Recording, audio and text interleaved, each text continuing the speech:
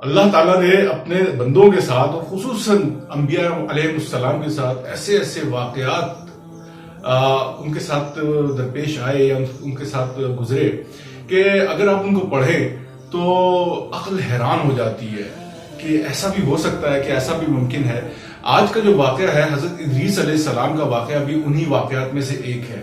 اللہ تعالیٰ کے حکم سے 300 سال تک ایک فرشتہ آپ کے ساتھ مقرر رہا، آپ کو علوم سکھاتا رہا۔ کون سے علوم؟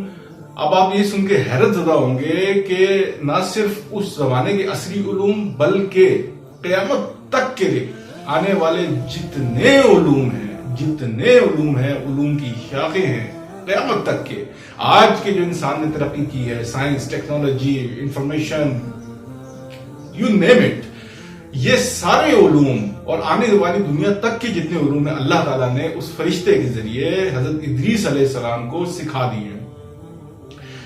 دوسری سب سے بڑی بات یہ ہوئی کہ حضرت ادریس علیہ السلام نے یہ علوم سیکھے، اور اس کے بعد حضرت ادریس علیہ السلام اس فرشتے کے ساتھ بھی آپ کی دوستی تھی، اور ملک الموت اسرائیل، جس کو ملک الموت بھی کہتے ہیں، وہ اللہ کے فرشتے ہیں جو روح قبض کرتے ہیں، وہ بھی آپ کے دوست تھے۔ اب آپ جو ہے ایک دن کہتے ہیں ملک الموت سے کہ یار میں نے سارے علوم سیکھ لیے ہیں، مجھے موت کا مزہ چکھنا ہے کہ موت کیسے ہوتی ہے۔ حضرت اسرائیل جو ملک الموت ہیں وہ کہتے ہیں کہ میں ہی قبض کرتا ہوں روح، لیکن میں اللہ کے حکم کے بغیر میں کسی کی روح قبض نہیں کر سکتا۔ اب ادریس علیہ السلام کہتے ہیں ملک الموت کو کہ تو اللہ سے پوچھ کہ میں موت کا مزہ چکھنا چاہتا ہوں۔ ملک الموت اللہ کے پاس جاتے ہیں، اللہ سے پوچھتے ہیں کہ ادریس علیہ السلام کی یہ خواہش ہے۔ اللہ کہتے ہیں ٹھیک ہے۔ اب ملک الموت جو ہے اللہ کے حکم سے ان کی روح قبض کرتے ہیں، اور اللہ ہی کے حکم سے ان میں دوبارہ روح واپس بھی آ جاتی ہے، وہ دوبارہ زندہ بھی ہو جاتے ہیں۔ اب جو ہے ملک الموت حضرت ادریس علیہ السلام سے جیسے وہ ایک دوستوں میں ایک وہ ہوتا ہے طریقہ کار بات چیت کا، ایک فرشتہ اور ایک انسان، وہ دونوں دوست ہیں، ایک جلیل القدر نبی ہیں اور ایک جلیل القدر جو ہیں وہ فرشتے ہیں۔ کہتے ہیں کہ ملک الموت ادریس علیہ السلام سے کہ آپ کو کیسا محسوس ہوا جب میں نے آپ کی روح قبض کی؟ تو ادریس علیہ السلام کہتے ہیں کہ مجھے ایسے محسوس ہوا کہ جیسے ایک ململ کا باریک کپڑا ہے اور اس کو خاکدار جو کانٹوں دار ایک جھاڑیاں ہیں ان کے اوپر سے گھسیٹا جا رہا ہے اور وہ چھج رہا ہے، اس کے دھاگے ہو رہے ہیں، مجھے ایسے میرے جسم سے جان نکلی۔ ملک الموت اس کے اوپر فرماتے ہیں کہ ادریس میں نے آپ کے ساتھ روح قبض کرتے وقت انتہائی نرمی اور شفقت کا سلوک کیا، انتہائی آرام سے اور اطمینان سے اور رحم دلی سے آپ کی روح قبض کی۔ اب ادریس علیہ السلام کہتے ہیں کہ میں نے اللہ تعالیٰ سے میں جو ہے جہنم اور جنت کی دیکھنا چاہتا ہوں، ان کی سیر کرنا چاہتا ہوں، جہنم کا نظارہ کرنا چاہتا ہوں، جنت کا نظارہ کرنا چاہتا ہوں۔ فرشتہ اللہ کے پاس چلے جاتے ہیں، فرشتے اللہ تعالیٰ کے پاس جا کے پوچھتے ہیں ادریس علیہ السلام کی یہ خواہش ہے۔ اللہ کہتے ہیں ٹھیک ہے، اس کی خواہش بھی پوری کی جائے۔ اللہ کے لیے کیا مشکل ہے؟ میں نے جیسے عرض کیا نا کہ ایسے ایسے واقعات پیش آئے ہیں کہ آپ پڑھ کے آپ کو جن کو حیرت زدہ اور حیرت کے سمندر میں آپ چلے جاتے ہیں کہ کیا ہے۔ فرشتہ آپ کو پہلے جہنم میں لے کے جاتا ہے، آپ جہنم دیکھتے ہیں اور اللہ تعالیٰ سے اور گریہ گزاری اور اللہ سے استغفار کرتے ہیں۔ اس کے بعد فرشتہ آپ کو جنت میں لے کے جاتا ہے۔ جنت کے دروازے پہ پہنچتے ہیں تو ادریس علیہ السلام فرشتے کو کہتے ہیں کہ مجھے پیاس محسوس ہو رہی ہے،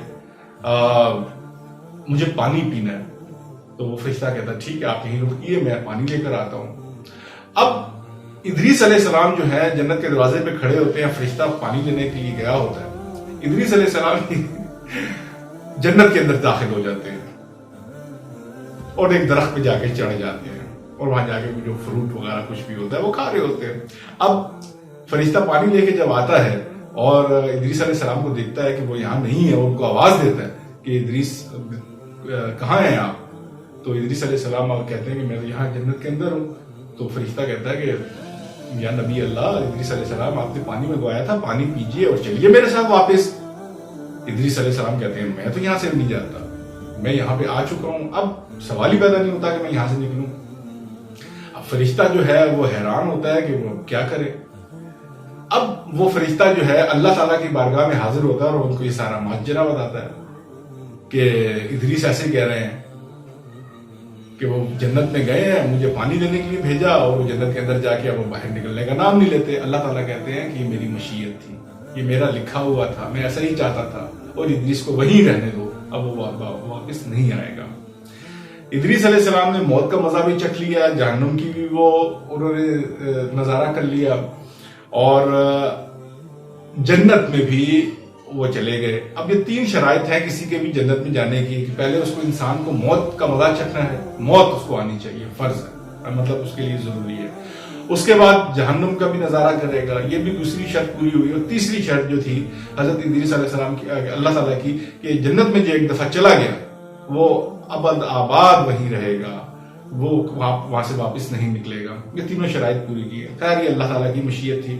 اب یہاں پہ میں آپ کو ایک چیز کلیئر کر دوں کہ حضرت ادریس علیہ السلام کا واقعہ یا اس طرح کے جتنے واقعات ہیں قرآن کریم میں، حضرت ادریس علیہ السلام کے جو واقعے سے متعلق ایک اشارہ دیا گیا ہے سورہ مریم میں۔ حضرت ادریس علیہ السلام کے متعلق جو ہے آیت نمبر 56 میں سورہ مریم کی، اور سورہ انبیاء میں بھی آپ کا ذکر ہے ان کا، حضرت ادریس علیہ السلام کا۔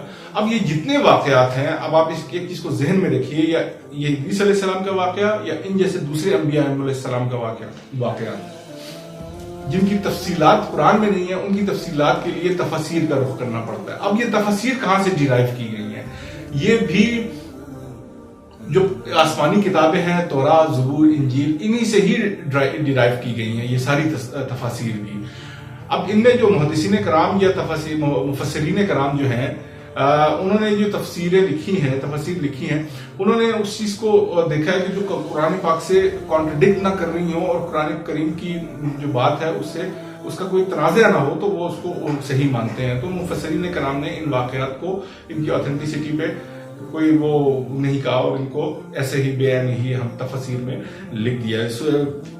تفسیر ابن کثیر میں یہ واقعات ہیں، معارف القرآن میں جو ہے اس طرح کے واقعات، اور دوسری بہت ساری کتب میں یہ واقعات ہیں۔ حضرت ادریس کے بارے میں آپ کو میں تھوڑا سا بتا دوں کہ حضرت ادریس کا جو بائبل میں نام آیا ہے وہ اخنوخ یا انوخ، یہ دونوں نام آئے ہیں۔ ادریس ان کو جو ہے وہ درس و تدریس کی وجہ سے عربی میں ادریس ان کا نام کی، درس و تدریس کیا کرتے تھے۔ آپ کا جو شجرہ ہے وہ ادریس بن جرید بن محلیل بن کنان بن انوش بن شیس بن آدم علیہ السلام علیہ تسلیم سے جا کے ملتا ہے۔ آپ کا جو اللہ تعالیٰ نے آپ پر 30 صحیفے نازل فرمائے، یہ حضرت آدم علیہ السلام کے پڑپوتے کے بھی پوتے ہیں۔ سب سے پہلے کہا جاتا ہے کہ قلم کا جو پین کا، یعنی پینسل، پین، قلم جو بھی ہے، اس کو حضرت ادریس علیہ السلام نے ہی استعمال کیا۔ اور وذکر فی الکتاب ادریس انہ وکان صدیقا نبیہ، یہ سورہ مریم کی آیت ہے 56 نمبر۔ اور حضرت ادریس سے چوتھے آسمان پر رسول اللہ صلی اللہ علیہ وسلم کی آپ کی ملاقات ہوئی جب معراج پہ آپ صلی اللہ علیہ وسلم گئے تھے۔ اب ٹائم ٹریول کا بھی آپ ایک ذہن میں رکھیے کہ ایک تو نبی کریم صلی اللہ علیہ وسلم نے ٹائم ٹریول کی حدود اور وہ ساری جو بات ہے کہ آپ ود ان نو ٹائم آپ ٹائم اور اسپیس کی وہ جو ساری وہ جو ٹرمنالوجیز ہیں اس کو کراس کر کے آپ صلی اللہ علیہ وسلم جیسے معراج پہ گئے تھے، اسی طرح ادریس علیہ السلام رسول اللہ صلی اللہ علیہ وسلم سے پہلے یہ سارے ظاہر ہے کہ پہلے آسمان میں سفر، دوسرے پر جنت، یہ دوزخ، یہ سارے جو میں نے آپ کو واقعات بتائے ہیں، تو ادریس علیہ السلام پہلے نبی ہیں جو ٹائم ٹریول کو کراس کر کے آسمانوں پر گئے ہیں۔ علم نجوم، علم العراق، ساری ظاہر میں نے آپ کو بتائی کہ ان کو آپ کو علوم آپ کو حاصل تھے۔ آپ پیشے کے لحاظ سے درزی تھے، کپڑے سیتے تھے، اور کپڑا بننا اور کپڑے کی ایجاد بھی آپ نے کی ہے۔ آپ سے پہلے جانوروں کی کھال اور دوسری جو چیزیں ہوتی تھی، پتے وغیرہ، یہ وہ ان سے انسان اپنا جسم ڈھانپا کرتا تھا۔ آپ کی عمر کے متعلق 365 سال بھی آیا ہے، 650 سال بھی آیا ہے، 965 مختلف بیان کی جاتی ہیں۔ عبرانی میں آپ کو اخنوخ جیسے میں نے آپ کو بتایا، عربی میں آپ کو اور عبرانی میں جو ہے عربی میں آپ کو اخفوہ، اور یونانی میں آپ کو ہرمس اور ترمیز، اور مصری میں نموتا زمون۔ بھی کہا گیا. آپ کی جو زوجہ تھی یا بیوی آپ کی، ان کا نام ومت تھا.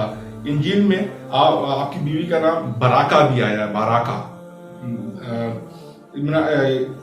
یہ جو ہے آپ نے حضرت ادریس علیہ السلام کے متعلق چھوٹی چھوٹی سی بابل میں آپ کو ملی تھی نبوت، اور وہیں پہ آپ کی پیدائش بھی ہوئی، بابل یعنی عراق میں.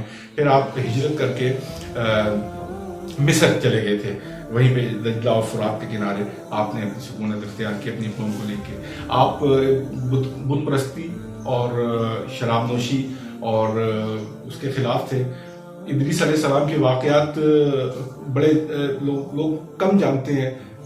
پڑھیے ادریس علیہ السلام کے. میں نے مختصراً چھوٹی باٹم لائنز آپ کو بتائی ہیں. امید ہے آپ کو پسند آئے گی. اگر کوئی سوال ہو تو پلیز کمنٹ باکس میں پوچھیے گا. میں نے جیسے پہلے میں کہتا ہوں کہ میرے پاس ساری ریسرچ موجود ہوتی ہے. کوشش ہوتی ہے کہ میں صرف ایک کرکس آپ کو لے کے مختصراً آپ کے سامنے پیش کر دوں.